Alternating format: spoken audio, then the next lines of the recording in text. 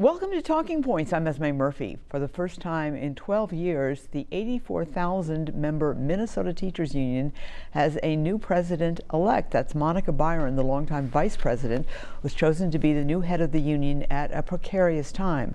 The pandemic and remote learning resulted in tanking test scores here and across the country. The latest test scores show just under 50% of Minnesota students are proficient in reading. Just over 45% are proficient in math.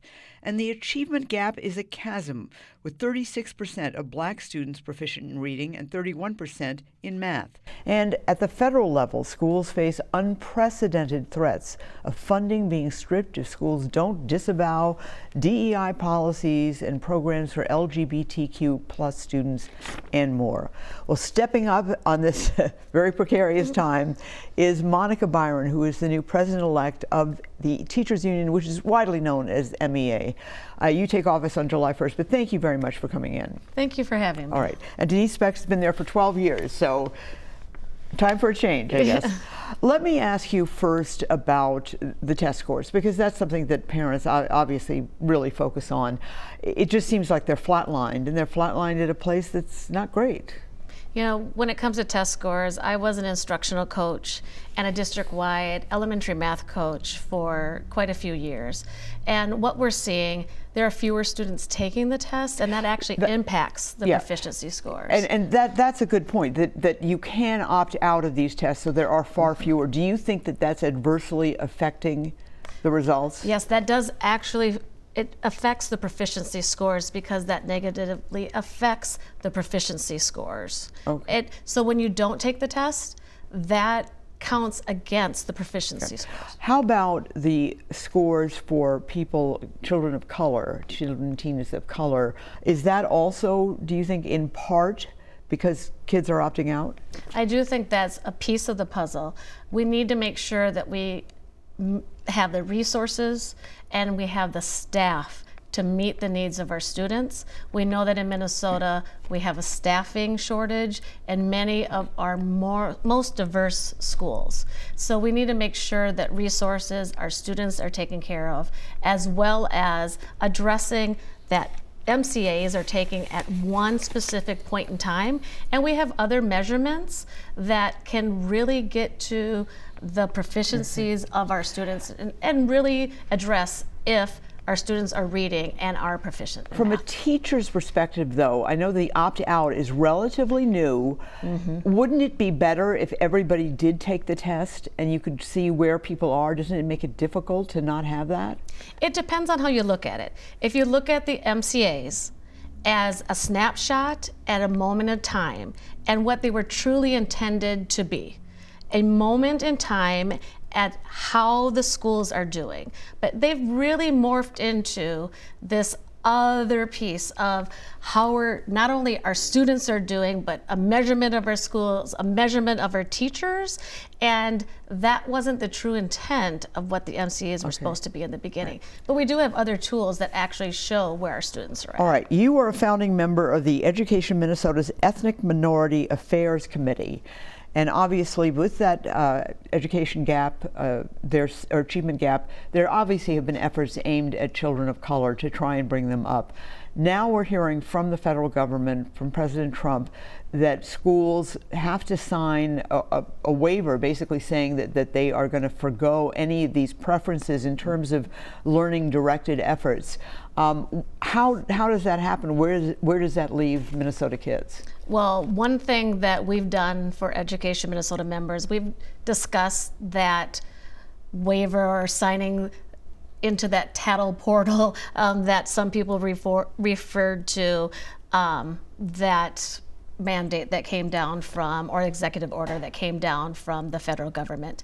And what we found, educators want to make sure they have the resources, that they are teaching their students an honest history. Well, will those programs continue, though? Yes. Oh, sorry. Yes, they will. They will continue. And the Ethnic Minority Affairs Committee continues. Yes, we are going to continue. We're going to make sure that our members are seen and heard, and that committees like the Ethnic Minority Affairs Committee and others at the local level are there for their members and their students. Aren't you worried about the president coming in and taking away funding? That's literally what he's threatened to do. That's what he's threatening to do, but right now we have support at the local level and the state level to continue to make sure that when it comes to inclusion and it comes to those types of programs that we will have support. Okay.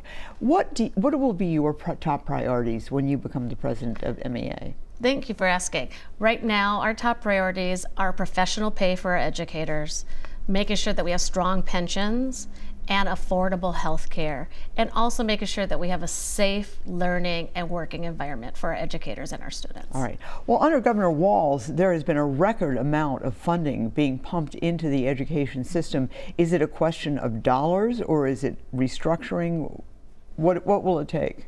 I think it's a question of both. We have to make sure that the funding reaches our locals. So we had a record number of dollars that was allocated to education.